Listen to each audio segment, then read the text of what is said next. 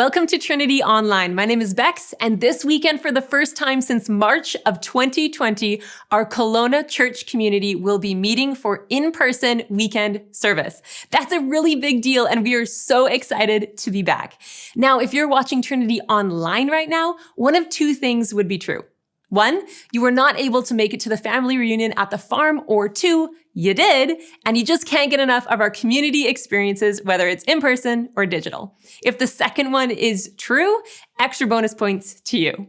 This week, we begin a 3-week series called Reunion, and most of the elements you're about to see, the stories, the songs, and the mini message, were all done live at Helen's Acres at our first family reunion gathering, minus the pancakes and Scott's witty live hosting. Now, if you're in the Kelowna area and missed it this week, no worries. We're going to have another 2 weeks at the farm. And for those of you online only people, don't worry. We would never forget about you. This online experience will continue, but with a slightly different format these 3 weeks. Then on October 3rd, we are hopeful that all acoustic treatments, chairs, lighting, and tech will have finally arrived and be installed so we can meet again at the corner of Springfield and Spall. But in the refinery. Yes, it's more change, but this change is so good because we get to do it together as one family. And speaking of family, shout out to my youth family, all you middle and high school students. Get ready for the most epic year starting Wednesday, September 22nd for high school and Thursday, the 23rd for middle school. Registration for kickoff is open on the website, so make sure you sign up today. We'll be live and in person in the refinery. Parents, get your students there. They can't drive themselves, so invest in the spiritual formation of your students and get them to youth. And now an update on our capital renewal plan. You can now go to renewal.trinitychurch.ca and sponsor a seat. We're looking to have 1,700 seats sponsored at $500 a seat. Now, a seat doesn't really cost $500. That number helps us collectively give in bite-sized amounts that will help us get to the project being fully funded. So I'd encourage you to pray and consider sponsoring one or multiple seats. We're hearing that many families are thinking that they'll sponsor a seat for each member of the family plus one. How cool is that? After all, we do this for the one who is far from God and needs to be sitting with you sometime in the future. And now for our service today. As we think about family reunion, we think about the in-laws, the grandparents, the newborns, and the second cousin twice removed on Aunt Mary's side. You get to see family that you might not have seen for some time and learn about what's new. Celebrate the joys of life and journey together in the valleys. Healthy families know each other, care for each other, and love well. We want that to be true of us. So to kick off our reunion series, here's Dave interviewing some new members of our Trinity family. Hey everyone, I want to introduce you to Nola and Glynn, and you're going to find out why we've chosen to interview them in just a second. But thank you guys for doing this. Thanks for having us. Yeah, you don't even know what we're going to do yet or what we're going to talk about. And that's the beauty of it, because I know that neither of you are really short for words. True. No. So we've been talking about the next 3 weeks, whether it's on our digital platform here at Trinity Online or in our in-person gathering at the farm, where we're talking about reunion and bringing the family back together. It's been almost 19 months since our church has actually gathered together. But in your case, it's actually a little different because you weren't a part of our church 19 months ago, and you are today. So I want to unpack a little bit of that story. But first of all, who are you? What's your family like? Where were you from? And how long have you been in Kelowna? Wow, that's a good one to start with. You know, it's where are we from? We're Manitoba, born and raised. Moved here from Brandon, 2019, into the interior. Relocated to Kelowna in the fall November of 2020. And had family here. Still have family here in Kelowna. So it's kind of been a home away from home for over half a decade, and it's our home now. So you moved to Kelowna. I don't want to jump by that. In November of 2020. A week before everything was shut down. Yep. Yeah. How was that? Well, it was better than moving in Manitoba in November. Let's just put it that way. So it was, we just decided it was a time for a life change. And, sometimes you just have to have faith in that you're making that right decision. And, so it was Stressful. It was stress. Yeah. We had both decided to leave our previous employment without any, Jobs to come jobs to. at all. So it was a big leap of faith. I can't imagine how scary that must have felt, like moving into a community where you actually can't meet community in that season. It's basically you and Netflix. But that really wasn't true because you got connected. Okay, now how did you get connected to Trinity? You know what? We had some time as we left our old jobs and sold our house, and we had time to research what we wanted to do when we moved. And we have family in Kelowna and West Kelowna, so it was how do we want to get connected? What's missing out of our lives? What wasn't filling that void when we left Brandon and were moved into BC into another community before we came here, and so I started looking at churches online, and what would feel like a good fit for us. I think is what it was. It was a fit because I think God just led us to Trinity was the one. It was, there were so many to choose from, but I just remember Glynn saying, no, this is what God's saying. This is where we need to go. When we were kind of making that transition, Glynn had emailed the church just for more information, and Becky had got back to him. And actually, the day we moved to Kelowna, I ended up in the hospital with emergency surgery. Mm-hmm. And he had actually... The night we moved. The night we moved. And I think Glynn had just let Becky and Darren know, because Becky had told Darren, and Darren showed up and helped us move. Mm-hmm. Not knowing us, nothing, just came over. And a couple days after I got out of the hospital, they brought over a meal from Compassion Meals for us. And at that point, I said, hey, if you ever need help, I'd love to be involved. And it just snowballed from there.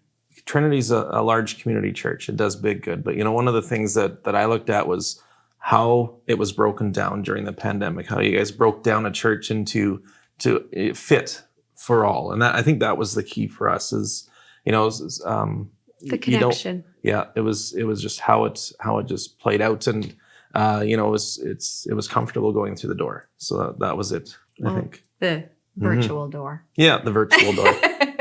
Now, I think that was it. Online audience, what you need to know is they're really underselling how intentional they were. So you heard about TCA, Trinity Church Anywhere. Yeah. You got it like that. And you just didn't attend it. You're like, why attend it? Let's start one of our own. Well, that was a push. Josh gave us that little bit of a push, I think. And that's okay. Pastor Josh did. He started hosting TCA with a lot of newcomers, and not all newcomers. There was just a mix of us. And he just said, hey, I think you guys can host this. And we had some time to fill. Well, and what I love is that you guys are seasoned Christ followers, but that's not to say that your journey has always been easy. Correct. Because I know you guys a little deeper. That's correct. But you didn't let that sway your integration into a new community. And you're like, this is what I have. This is a time that I have. Yeah. And so how best can I use this for advancing the gospel, essentially? That sounds super churchy, but that's really what you guys did. And so first of all, props to that. Well, it had to be intentional. It was an intentional just leap of faith all the way through. And, you think of talking to people on a computer screen that you have never seen before in your life. And those people in our first TCA saw me cry more than most people ever have. Yeah. It was such a God-filled thing for us. That's beautiful. Yeah. Now, it just wasn't TCA. You jumped into serving in a pretty significant way too. Now, Nola, let's start there. Well, it was what can I do to fill my time and give back if I can't be working. And it was just kind of, when we came to that decision, it was like, I just threw myself in. Compassion meals, we delivered. I helped with some of the admin. And then I got involved with the interior health clinic and volunteering, and what a way to meet people. And it was as good for me as it was for everybody that walked through that door that needed help. It's absolutely beautiful. So we're talking about reunion these 3 weeks, because really the family hasn't been together for a while. And when you have those big family reunions, you meet and see people that you haven't for an extended period of time. The in-laws, the outlaws. And when there's been so much time, there are people that have come, there's people that have gone. We've had birth in our family. We've had death in our family. And when I think about the two of you, it's kind of like you got engaged, and then not to each other, to our community. You got engaged to our community. And so you were invited now to the reunion. You have connectedness with a few people that you were engaged to, but now you're meeting the bigger family, and you're like, who are you? What do you do? And I think there's this beauty in that where and again, to go back to the analogy, you said yes. You're all in. Mm-hmm. You've committed into this relationship, and you still don't know what we're committing to. I didn't want to say it, but thank you. How does that make you feel? Excited. I'm excited. I can't wait to meet more people. I can't wait to see, it's funny because rumor has it that Trinity does big church really well. And, but we know that they've done it really small, done really well small. So we can't wait to get into that big picture and just immerse ourselves and see where God takes us. Well, we definitely don't get it right all the time. And when we don't, we hopefully are students from our mistakes and try to figure out what's the path forward. Yeah. And I'm so excited that you guys are in our journey moving forward. It really has been a gift, and I mean that personally, to get to know you guys better. I know my wife, Nicole, and I have loved the relationship that we've started together, and a small cluster of others. And it really has been life-giving to us.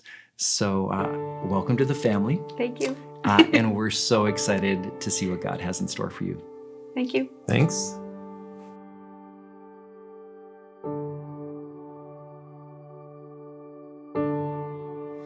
Who can melt the hardest heart? Speak life into my soul. Who can spin the world around and hold me ever close?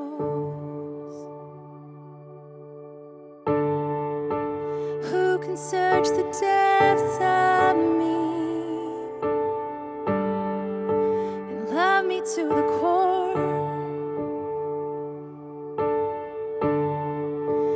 Who controls the world I see and walks me through it all?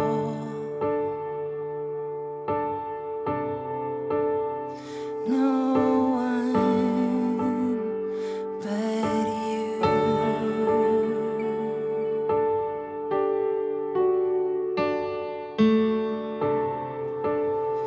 No one but you.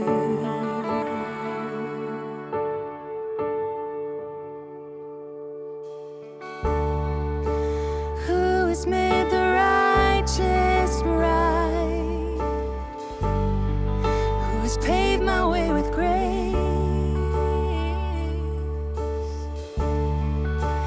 Love me through my darkest hours, 1,000 different ways.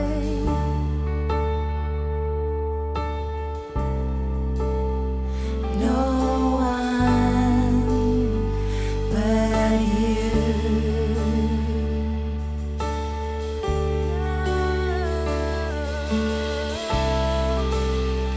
No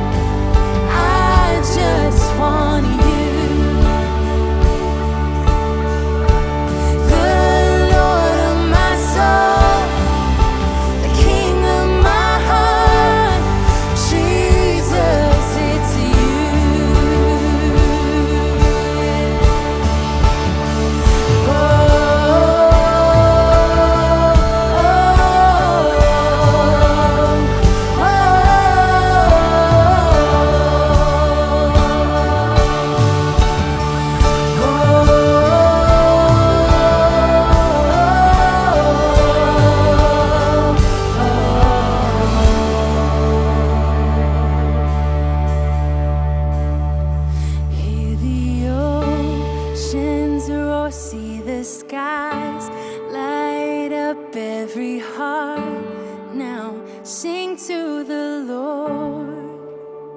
Hear the rocks cry out, see the mountains bow, every heart come worship the Lord. Hear the oceans roar, see the skies light up, every heart now sing to the Lord. Hear the rocks cry out, see the mountains bow, every heart come worship the Lord. Hear the oceans roar, see the skies light up, every heart now sing to the Lord.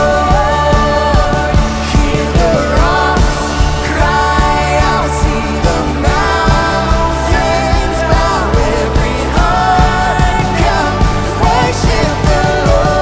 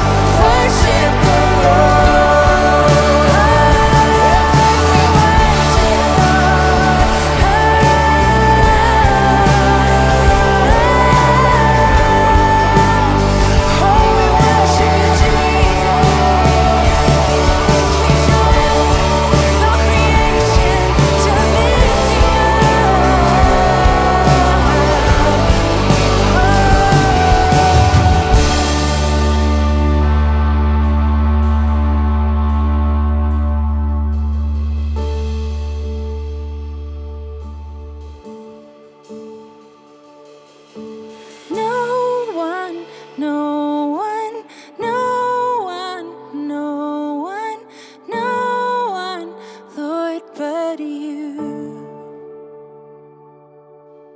No one, no one, no one, no one, no one, Lord, but you. Oh, no one, no one, no one, no one, no one, Lord, but you. There's no one, no one, no one, no one, no one, no one, Lord, but you. 'Cause there is no other. No one, no one, no one, no one, no one, Lord, but you. Oh, we declare, no one, no one, no one, no one, no one, Lord, but you. And I'll sing of your love. I can't get enough. I just want you. The Lord of my soul, the King of my heart, Jesus, it's you.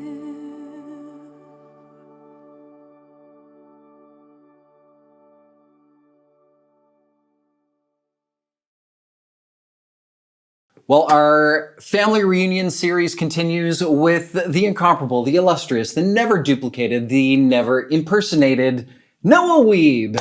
And Noah, for those of you that have been following Trinity Online, was our host of The Bright Side. And dude, you did a great job. Thank you. when we talked about who we wanted to have host the Bright Side, when your name came up, unanimously, we were like, yes, yes, yes. You kind of live it out. Like you're just a bright guy. What was your favorite thing about hosting the Bright Side? Probably my favorite thing. At first, I really liked eating the food because I never tried any of that stuff. The Shamrock Shake was like 2 minutes before I even came to film the set and everything and do it. I had no clue what that was, and then immediately when I drank it, you could feel it going down. We all know that. Oh my gosh, we watched like a sugar rush come over your body. I did not finish that thing, thankfully, but. Trying the Subway was something I enjoyed too. I remember trying my first sub at Green Bay, and that was really fun. But then I tasted that, and you never had a Shamrock Shake from McDonald's before. You never had McDonald's French fries before. Is that correct? Those were cold. They were really cold. They were not good. Yeah. So I don't know if you've tried them again since, but no, I know. Your first Subway sub. Yeah. And I think your first, was it a Domino's pizza? Yeah. Well, no, we've had Domino's a couple times at home. Okay. Their pizza is actually very enjoyable. Yeah. We like their pizza. So, but I think it's a testament to the values that you guys have as a family. Like you eat meals together. You guys spend a lot of time in the kitchen, in the backyard together around food. And you're not really a fast food family, are you? No. Sometimes we'll occasionally go to restaurants, but never fast food, no. Okay, so switch gears just a little bit here to more of a serious question. What has God been teaching you in these last 19 months? That it's okay to be okay with change, because I really like to know when everything is coming. I like to plan everything and make sure that I know exactly what's going on and that everything is organized and that everything's going to be okay.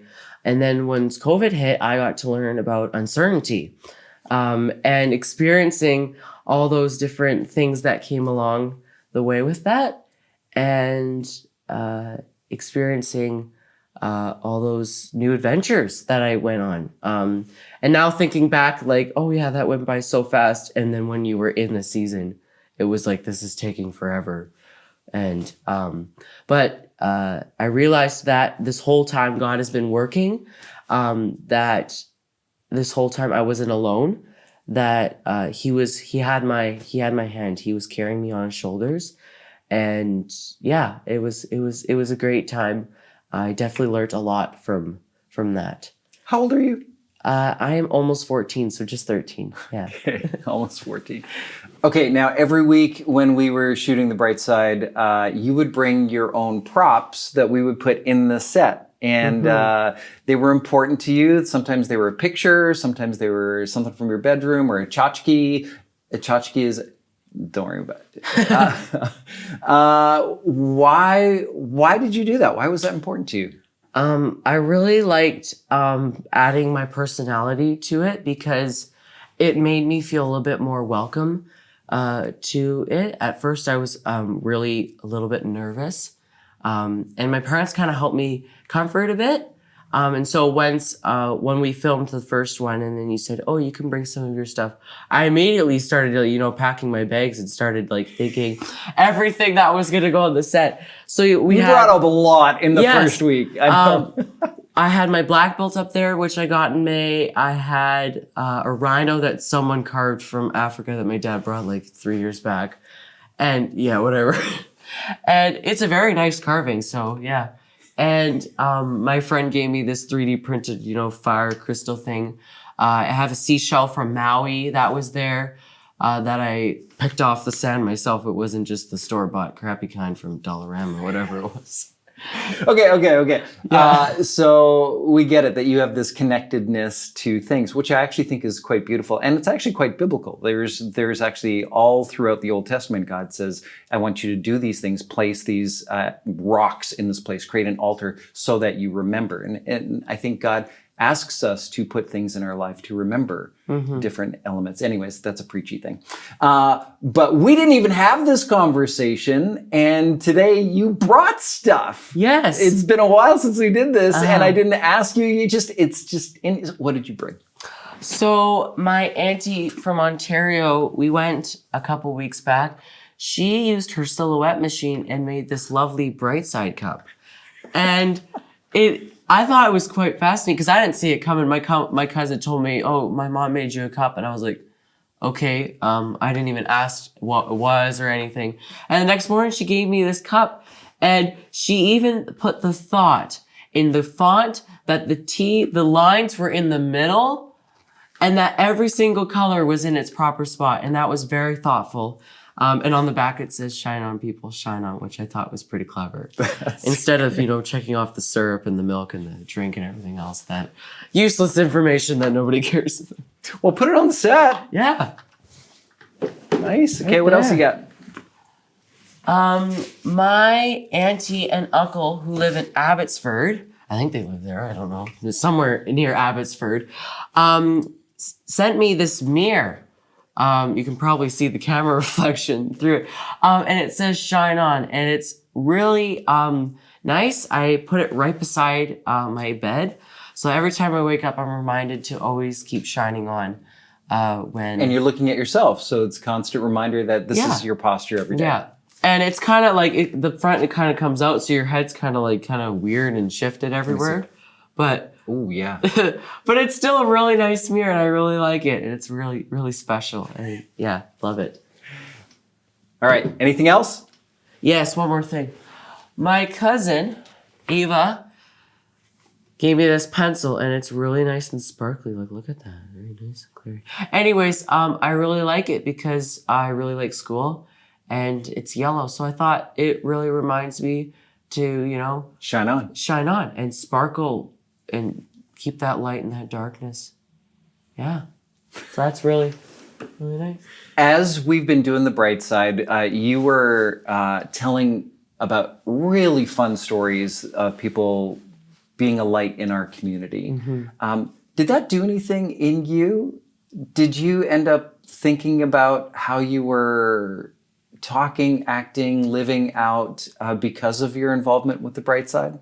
Yeah, it was really nice because I had no clue who the people were, what the stories were about. It was just on the script, and I was reading. I was like, "Oh, this is pretty cool." And then when I saw the ramp that was built, and there was a ramp there before, and I noticed it, but I didn't know the story that was behind it. And then 2 days later, when we went to film it, and that was part of the story, I got to see the behind the scenes on how that was made, the thought that was put into that. And also at Motorwork, which is right beside where I do my Taekwondo. And it's really cool because you can see, oh, that's the place where that car was fixed. And all these stories that were put together and just happened by God.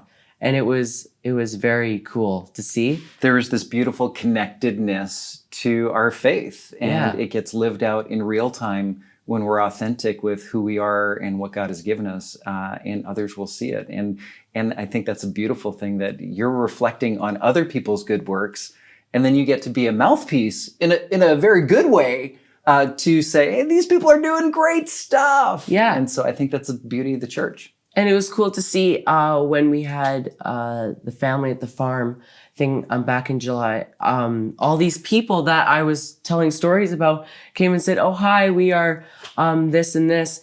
And it was so cool to actually see them in person and see them do all these acts and help in these certain areas.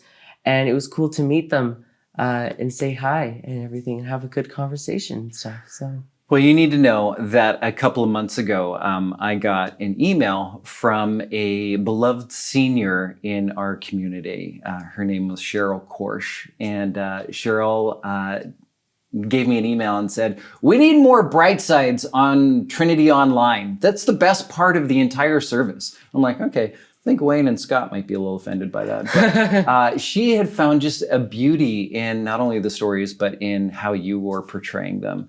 And then Cheryl passed away a couple of months ago, and that was one of her her last big shout outs to our community was to be an encouragement to you. And so you need to know you're making a difference. And you might not know all the stories that you're impacting, but thank you so much for serving the way you did. And I've got one last request of you. You've got a tag phrase that we said at the end of every episode. So as we end this interview, can you look to the camera and just give us that phrase? Shine on, people. Shine on.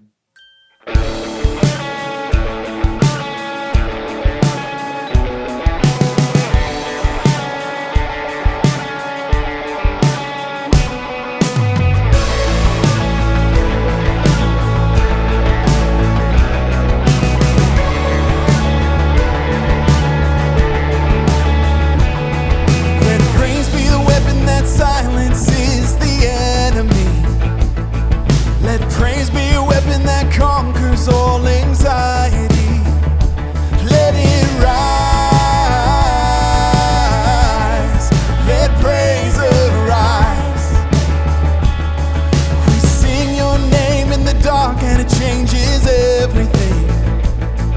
We sing with all we are and we claim your victory.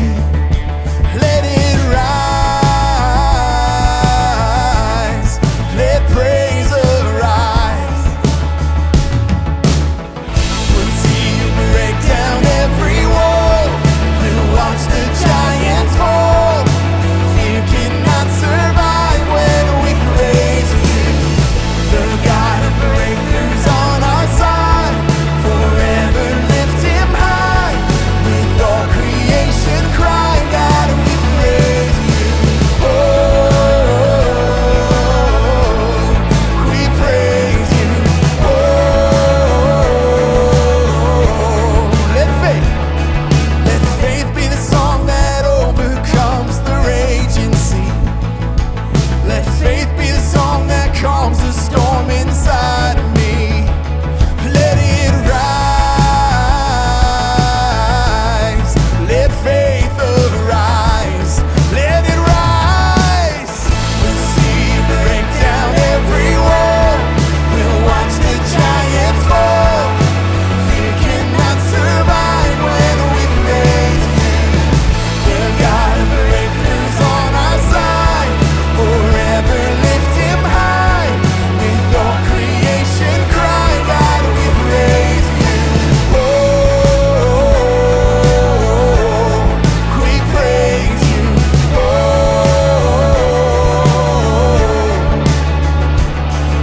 this is what living looks like. This is what freedom feels like. This is what heaven sounds like. We praise you, and this is what living looks like. This is what freedom feels like. This is what heaven sounds like. We praise you, and this is what living looks like. This is what freedom feels like. This is what heaven sounds like. We praise you, and this is what living looks like. This is what freedom feels like. This is what heaven sounds like. We praise you, we praise. We'll see you break down every wall. We'll watch the giants fall. Fear cannot survive when we praise you. The God of breakthroughs on our side.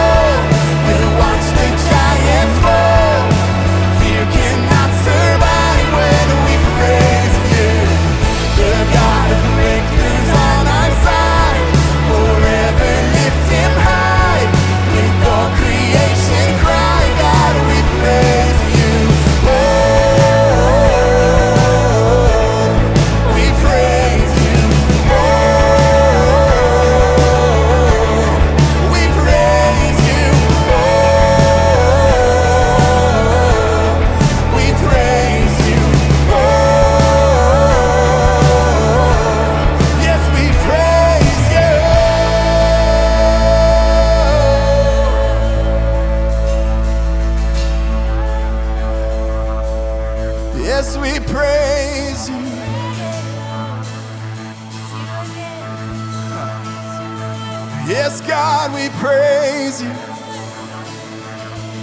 for who you are and what you've done. Oh, we praise you, Jesus. Yes, you are worthy. Yes, you are worthy. Oh, I can't hold back my praise. I gotta let it out. I can't hold back my praise. I gotta let it out. I can't hold back my praise. I gotta let it out. I can't hold back my praise. I gotta let it out. I can't hold back my praise.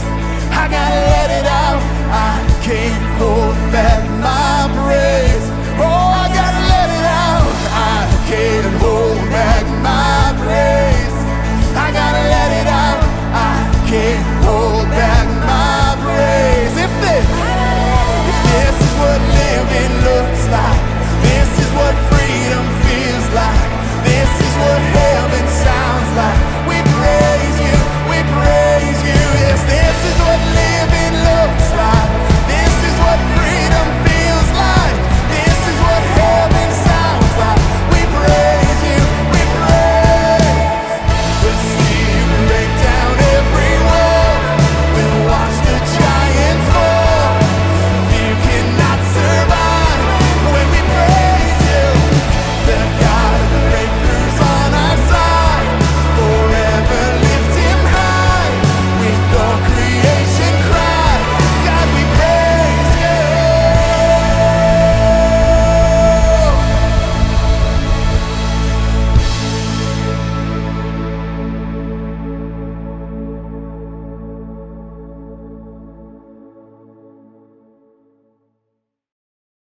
Well, hey everyone. Hopefully you enjoyed Summer 21 and made a few lasting memories. One of my favorite childhood memories that I still cherish was spending long hot summers at my grandparents' cottage. Weeks that were filled with swimming, fishing, water skiing, eating, and more eating. Grandmas love to feed you. It was a beautiful spot on Lake Charleston near Brockville, Ontario. My dad grew up there, and the whole area is populated with aunts, uncles, and cousins galore. More Alguires in one place than you can possibly imagine or desire. Well, the memories came flooding back last week when my younger brother sent me a few fresh pics from this lake. He and his family have spent time there over the last several summers, and my older sis and her husband had joined them. It was so good to see them and the lake. I texted back that we'd love to join them one of these summers. He immediately replied, yes, a family reunion at the lake. Such a great idea. It sounded so good. Of course, one then begins to think of several things related to family reunions. 4 realities of any reunion surface pretty quickly. First, the need to be intentional. Choosing the date and place, getting out the invites and ongoing communication, organizing the food and the sleeping arrangements, and countless details and logistics. Probably some type of plan needs to be drawn up. What will happen when and who will do it? Second, the anticipation of meaningful conversation. Opportunity to get caught up, casual, unhurried moments. Time to ask a question and listen carefully, seeking to understand, wanting to reconnect after a long period of separation. Third, there's the joy of celebration. Maybe the cherished remembering of a loved one who has passed, or holding the little bundles of joy who have just arrived, or celebrating graduations, engagements, weddings. Maybe the news about a relocation, a new vocation, or a retirement. And finally, there will be Uncle Fred. You know what I mean. Every family has one. The family member who is just a bit off center, but still part of the DNA tree. The one who takes many hands to manage, with much grace required. Navigating a family reunion with Uncle Fred is always exciting and always close to disaster. You're thinking of your Uncle Fred right now. Hey, maybe it's you and your family. You know, even with the challenges or weirdness, there is something so deeply meaningful with a family reunion. When loved ones, people we care about, come together. We are calling these 3 Sundays in September, the 12th, 19th, and 26th, Family Reunion at the Farm. We are finally gathering in person for an intentional time of connecting, storytelling, musical worship, learning, and celebrating as one family, one faith community. Now, before going further, maybe you are watching this from afar. You have journeyed with us online, but live in another city, province, or country. So good. We love having you with us. But I want to give you a heads up that these 3 September weekends will look and feel a little different as we transition back to in-person gatherings at our community farm called Helen's Acres. But beginning October 3rd, we will return to an online service a little more familiar to you. Thanks for your patience. And if you are watching this and you live nearby, make sure you come to Helen's Acres, September 12, 19, and 26. Come at 10 o'clock a.m. for a family reunion. Now, thinking about our reunion as a family, I love the diversity in our faith community. Since day one of our church, we have remained multi-generational, from 0 to 100 and literally everything in between. We have an ever-broadening spectrum of ethnicities, a wide range of educational backgrounds. We have the under-resourced and the over-resourced. We have those exploring the claims of Christ, those who are new to faith in Christ, and those who have followed Jesus for decades. We celebrate a rich mosaic of varied backgrounds, vocations, passions, gifts, and abilities. Of course, this diversity guarantees that we have an abundance of opinions, perspectives, expectations, traditions, and views, all passionately expressed and sometimes exaggerated or even demanded. And yet, we are one family. We are one faith community with Jesus Christ at the center. We stand as one on solid and common ground, offering praise and adoration to God the Father. We are filled, empowered, and enabled by the Holy Spirit to come together as one. We pursue God's mission together. If we take time to really think about it, there is so much more moving us towards each other, uniting and integrating us as one in Christ than there is pulling us apart and dividing us. You know, perhaps the Apostle Paul had this in mind when he penned a brief letter to a small, rather insignificant town in the interior of the Roman province of Asia. It's modern-day Turkey. Paul wrote the church in Colossae to express his personal interest in them, to warn them about reverting to old vices that could divide them, and to challenge any false teaching that could get them off track.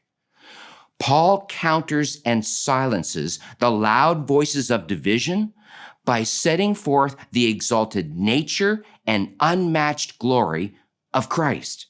He is deliberately shifting their focus. The New Testament letter of Colossians, it proclaims the absolute supremacy of Jesus Christ. He is at the center and no other. He reigns. He rules. He commands our destiny. He defines our family. You know, in chapter 3 of Colossians, Paul gives them practical direction and clear instruction on how to live as a healthy, functioning family of faith, how to set their minds, set their hearts, how to take off the old self and put on the new. I'm going to read Colossians 3, verses 12 to 17, and I'm going to read from the Message paraphrase. Listen and imagine us following these guidelines for our family reunion. Here we go. So, chosen by God for this new life of love, dress in the wardrobe God picked out for you. Compassion, kindness, humility, quiet strength, discipline. Be even-tempered, content with second place, quick to forgive an offense. Forgive as quickly and completely as the Master forgave you. And regardless of what else you put on, wear love. It's your basic all-purpose garment. Never be without it. Let the peace of Christ keep you in tune with each other, in step with each other. None of this going off and doing your own thing, and cultivate thankfulness. Let the word of Christ, the Message, have the run of the house. Give it plenty of room in your lives. Instruct and direct one another using good common sense. And sing. Sing your hearts out to God. Let every detail in your lives, words, actions, whatever, be done in the name of the Master, Jesus, thanking God the Father every step of the way. Over the next couple of weeks, we will examine several thoughts from this deep and meaningful text. I challenge you to look it up and read it. Even read the whole letter of Colossians to get the full context. For today, 2 thoughts. First, let the peace of Christ keep you in tune with each other. Let the peace of Christ rule in your hearts. Hey, as members of one body, the church, we have been called to peace. Candidly, this means that with all inner conflicts, disputes, opinions, debates, and differences among us as Christians, Christ's peace must reign. It must hold. It must rule. We are to do nothing that violates that peace. There's an old saying, and I'm unsure of exactly the source, but it says this: where 2 or more people are gathered, there is conflict. So true of any family, including this one. Yet, the peace of Christ must rule. In this family of faith, as we reunite, each of us are responsible to control what comes out of our mouth. We are to respect others. May the colored wristbands remind us to honor differences as we pursue the peace of Christ together. Secondly, let the word of Christ have the run of the house. I love that phrase. The word of Christ, the teachings of Christ, must be given ample room, must remain as a rich treasure in our hearts and our minds.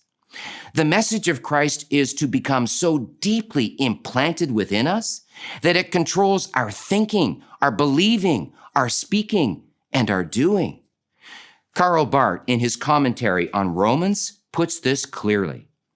If Christ be in us, we hear what he proclaims. Let me repeat. If Christ be in us, we hear what he proclaims. As sons and daughters in God's family, we have Christ living within us. We have the mind of Christ. We have the word of Christ. Let us be certain that the message of Christ runs freely throughout our entire family. Hey, as we come together for our family reunion, may it be a sweet, intentional time of connection and conversation, of catching up on God's story in our lives, of honoring God with our worship, of learning about and celebrating his goodness, faithfulness, and purpose.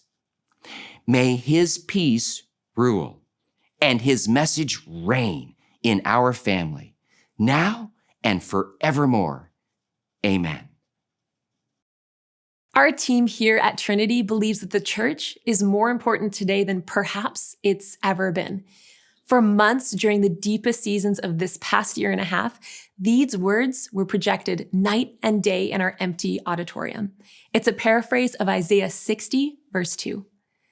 God will release the greatest revival in the church in the greatest time of escalating darkness. This thought has captivated our team and has motivated us to be a church community sold out for reaching those far from Jesus, to do things no one else is doing so that we might reach people no one else is reaching. That's who we want to be. So if you're partnering with us in the mission and vision of Trinity Church, know that in this season where so many can only see darkness of our world, your generosity helps us collectively bring the light of the gospel to a world that so desperately needs it. Next week is week 2 of our family reunion. Join us in person at 10 a.m. Sunday at Helen's Acres or right here on Trinity Online. We'll see you then. And as Noah encouraged us earlier, shine on, people, shine on.